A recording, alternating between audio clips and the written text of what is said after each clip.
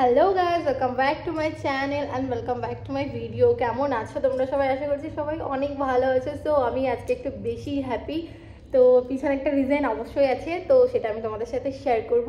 তো এখন আমি সকালবেলা স্নান করে রেডি হয়ে নিয়েছি, এখন যাব হচ্ছে একটু মার্কেটে। তো মার্কেটে কী কেনাকাটা করতে যাচ্ছি আর কি, সেটা আমি তোমাদের সাথে চলো শেয়ার করি। তো চলো তোমরা আমার ভিডিওটাকে কন্টিনিউ দেখতে থাকো। তোমরা তো এতদিনে বুঝেই গেছো যে আমাদের বাড়ি এসছে লাড্ডু গোপাল। তো হ্যাঁ, আজকে আমি সেই ভিডিওটাই আপলোড দিতে চলেছি যেদিন আমি আমার লাড্ডু গোপালকে আর কি প্রাণ প্রতিষ্ঠা করছিলাম। তোমাদেরকে গোপুসোনাকে দেখিয়ে আমি যাচ্ছি এখন মার্কেটে। তো মার্কেটে আসলাম, আমার বান্ধবী গেছিলো একটা ফোনের দোকানে রিং লাইটে একটা নাট নেওয়ার জন্য। তো চলো তারপরে যাব হচ্ছে আমি আমার গোপুসোনার জন্য কিছু কেনাকাটা করতে, যেহেতু আমাদের বাড়িতে প্রথম, আর সেই জন্য আমি অনেক এক্সাইটেড আর অনেক নার্ভাসও হয়ে যাচ্ছি। তার কারণ আমি কখনো ভাবতে পারিনি যে আমার বাড়িতে লাড্ডু গোপাল আসবে। আর তোমাদেরকে তো বলিনি লাড্ডু গোপালটাকে কে দিয়েছে। লাড্ডু গোপালকে দিয়েছে হচ্ছে আমার মা। তো রাত্রেবেলায় মা নিয়ে এসেছিলো এটা, তারপরের দিন সকালবেলা। তো আমি এখানে লাড্ডু গোপালের জন্য জামা নেব, যেহেতু ওর কাছে এখন একটাই জামা আছে, মা যেটা ওকে পরিয়ে নিয়ে গেছিলো। তো ভাবলাম কিছু নাইট ড্রেস আর এমনি নর্মাল ডেতে পরার জন্য কিছু জামা দেখব। তো আমি এখানে সাইজটা যেতেও জানতাম না, সেই জন্য আমি লাড্ডু গোপালের তো জামাটা হচ্ছে কি আমি খুলে নিয়ে এসেছি, যেহেতু আমি সাইজটা বুঝতে পারছিলাম না। তারপর ওনাদেরকে দেখানোর পর বললো যে এটা 4 নম্বর গোপুর জামা। তো তারপরে হচ্ছে কি আমিও সাইজটা জেনে নিলাম, তো আর কোনো প্রবলেম হবে না। তো এই যে ড্রেসগুলো দেখছিলাম আর কি, খুব ভালো লাগছিলো আর গরমের জন্য খুব কমফোর্টেবল ছিল, যদি একটু কটন টাইপের ছিল আর ফিতে বাঁধা ছিল। তো চলো আমি কোন কালারটা নেব না নেব সেটা আমি তোমাদের সাথে শেয়ার করছি। তো এখানে আমি এই ঘের ঘের জামাগুলো দেখছিলাম, ওগুলো একটু কিউট কিউট লাগছিলো আর কি, যেহেতু আজকে ফার্স্ট পরাবো সেই জন্য আমি ভাবলাম একটু আর কি এরকম টাইপেরই নিই। তো সন্ধান করেই চলে এসেছি, আমার অবস্থা দেখে তোমরা বুঝতেই পারছো। আসলে সব কিছু এত তাড়াতাড়ি যে ঘটে যাবে সেটা আমি বুঝতে পারিনি। তো চলো, যেটা হয় ভালোর জন্য হয়, আর ভগবান যখন আমার বাড়িতে নিজে থেকে এসেছে তখন আমার কিসের আপত্তি থাকবে সেটা তোমরা বলো। তো চলো কেনাকাটাটা করে নিই। আর আমি অনেক নার্ভাস ছিলাম। তো বাবানকেও নিয়ে এসেছি আর আর আমার ফ্রেন্ড, আমরা 3 জন মিলে এসেছিলাম মার্কেটে, যেহেতু সবাই কাজে চলে গেছিলো।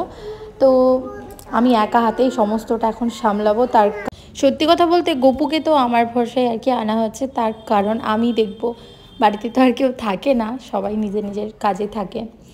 তো আজকে থেকে আমার আর একটু দায়িত্ব বেড়ে গেল। তো আমি ভীষণ খুশি মন থেকে, তার কারণ আমি এটা অনেক দিন আগে থেকে চেয়েছিলাম, বাট হয় না, কখনো সাহস করে আমি নিজে থেকে আনতে পারিনি। এটা মাথায় থাকতো, যদি ঠিক করে আমি আর কি সেবা না করতে পারি তাহলে যদি কোনো প্রবলেম হয়। তো আর কোনো প্রবলেম নেই, কোনো টেনশন নেই, তার কারণ যখন ঠাকুর নিজে থেকে চলে এসেছে আর আমার কি প্রবলেম থাকবে। তো চলো আজকে থেকে নিজের মতো করে আর কি সমস্ত কিছু করব। জানি না আদেও সেরকম কিছু, কারণ কোনো সেরকম নলেজ নেই এখনও আমার, আস্তে আস্তে হয়তো সেটা তৈরি হয়ে যাবে। তার কারণ কোনো জিনিস যখন কারোর কাছে থাকে না, সেই জিনিসটা সেটা জানে না, আস্তে আস্তে সেটা সবাই ঠিক শিখে নেয়। তো সেটা আমার সাথেও আর কি হবে। তো চলো ফাইনালি এবার আমি নাইট ড্রেসগুলো দেখছিলাম, এত কিউট লাগছিল না কি বলবো, মানে বাচ্চাদের জামা তো কিউট হয়ই হয়, তার থেকেও 1000 গুণা বেশি কিউট হচ্ছে গোপুদের জামাগুলো। খুব সুন্দর লাগছিল দেখতে, এত পরিমাণ কিউট না, মনে হচ্ছিলো সব নিয়ে চলে যায়, বাট সব সাইজের আলাদা আলাদা সাইজ আছে মানে আর কি। আমি ফাইনালি খুঁজে খুঁজে এই যে পেয়েছি, এটা ব্লু কালারের, জাস্ট ওয়াও লাগছিল, অনেক কিউট লাগছিল। আরও চলো আর দুটো একটা নেবো নাইট ড্রেস, যেহেতু নাইট ড্রেসগুলো সবসময় পরাবো। তো তারপরে আমি চলে আসলাম বাসি নিতে, বললাম যেহেতু ওখানে বাসি অ্যাভেলেবেল নেই, তো এখান থেকে আমি বাসি নিচ্ছিলাম। বাট সমস্ত বাসিগুলো হচ্ছে স্টোনের কাজ আছে, আর আমি একটু ডিফারেন্ট চাচ্ছিলাম। তো ফাইনালি আমি একটা পেয়েছি, বাট ওটা হচ্ছে একটু মাল্টি কালারের মধ্যে, ওটাও খুব সুন্দর লাগছিলো। আমি একটু বড় সাইজ খুঁজছিলাম, বাট বড় সাইজ এখানে অ্যাভেলেবেল নেই, একদম বড় আর এই যে একদম স্মল সাইজ। আর এইদিকে দেখো ঠাকুরগুলো কত সুন্দর লাগছে, এই যে রামের এই ফটোটাও দারুণ লাগছিলো। তো ফাইনালি এই যে এটা পেয়েছি, তোমরা দেখো এটা কতটা কিউট লাগছে, একটা সুন্দর করে ময়ূর বানানো আছে, দারুণ লাগছিল কিন্তু।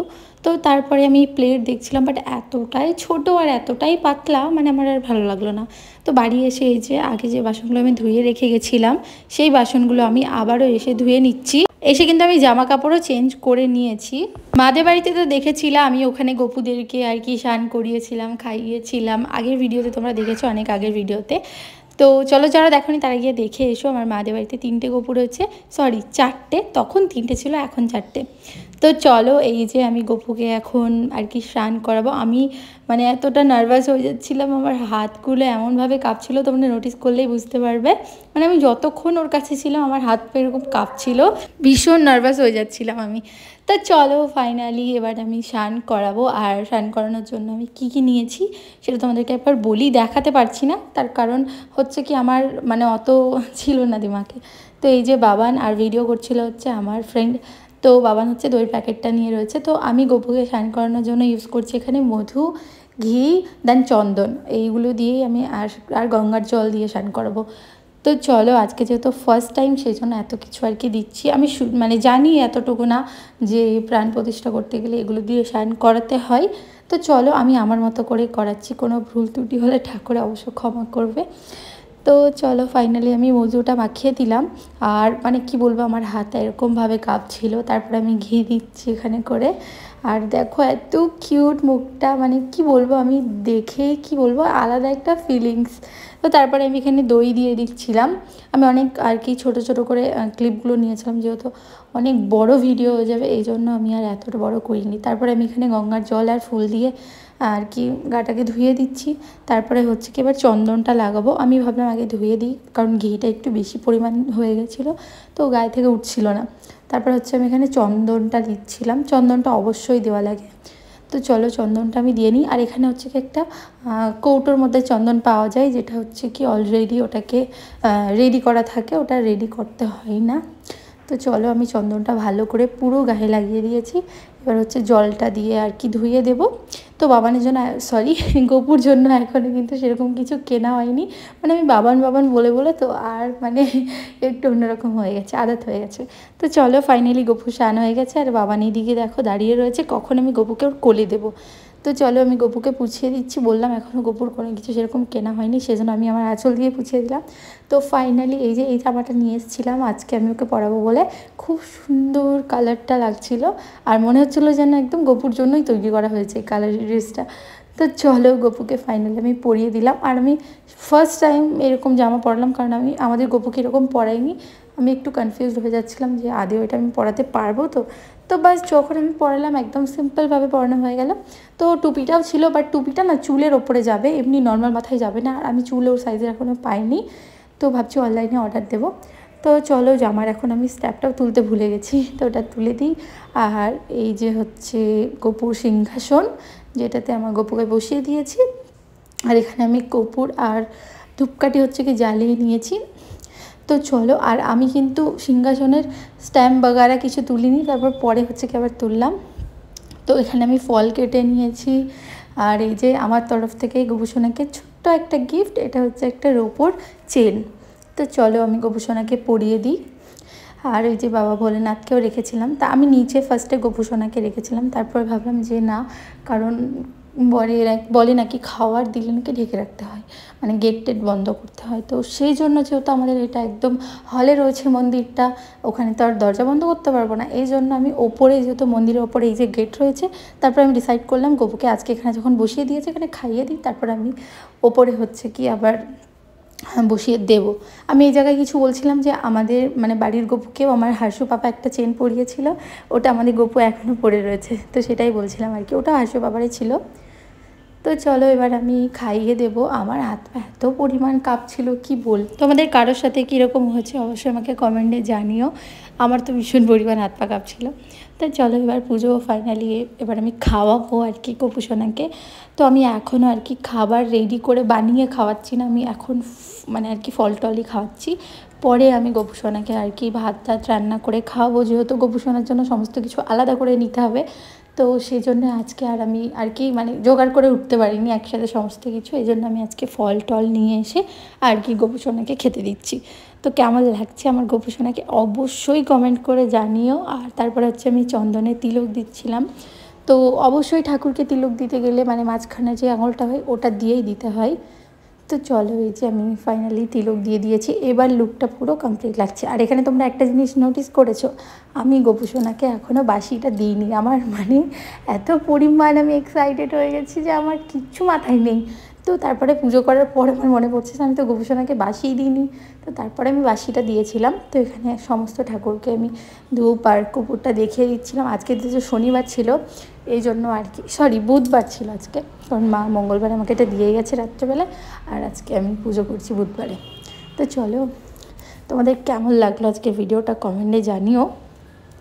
আর চলো আমি বাইরেও এবার সমস্ত জায়গায় আজকে আমার পুজো করাটাও তোমাদের সাথে শেয়ার করা হয়ে গেল। আমি কিন্তু ডেলি এইভাবে পুজো করি, তো যেহেতু গোপু এসছে আজকে একটু মানে বেশি স্পেশালভাবে পুজোটা হচ্ছে, কিন্তু আমি ডেলি এরকমভাবেই সন্ধে দিই আর পুজো দিই, মানে এটা আমার ডেলি রুটিন বলতে পারো। তো তারপরে আমি গোপু সোনাকে একটা একটা করে সমস্ত ফ্রুটগুলো খাওয়াচ্ছিলাম, আর আমার হাত এত পরিমাণ কাঁপছিল মনে হচ্ছে খাবারটা পড়ে যাবে। এই যে দেখো জলের গ্লাসটা ধরেছি, মানে মনে হচ্ছে যেন জলটা আমি কী করে খাওয়াবো, এত পরিমাণ কাঁপছিল হাত।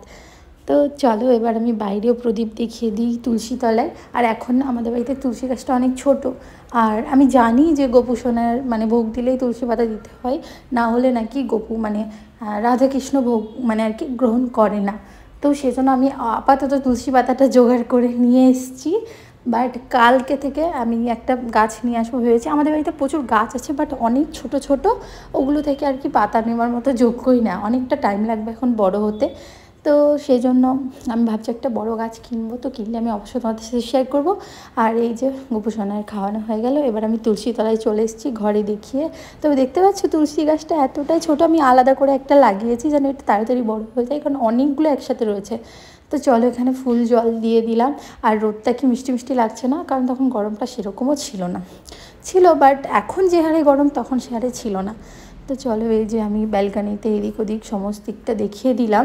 আমাদের রুম ট্যুর তোমরা যদি কেউ দেখতে চাই অবশ্যই আমাকে জানিও, আমি তোমাদেরকে আমার হোম ট্যুরটা দেবো।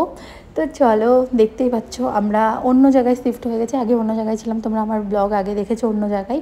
তো এই ঘরে এসে হয়তো এটা ফার্স্ট ব্লগ দেখছো তোমরা। তো গাইজ আজকের মতো ভিডিওটা এতটাই, কেমন লাগলো অবশ্যই কমেন্টে জানিও, ভালো লাগলে লাইক করে দিয়ে আমার চ্যানেলটাকে সাবস্ক্রাইব করে দিও।